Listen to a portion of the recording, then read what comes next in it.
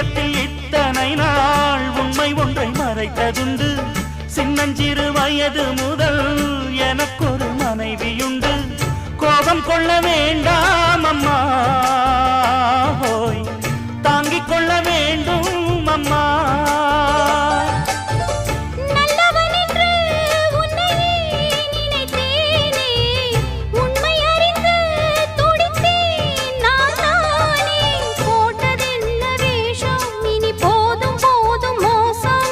நான் சொன்ன சம்சாரம் எந்தன் சங்கீதம், இதை கண்டு கொள்ள முடியாமல் ஆர்ப்பாட்டமா?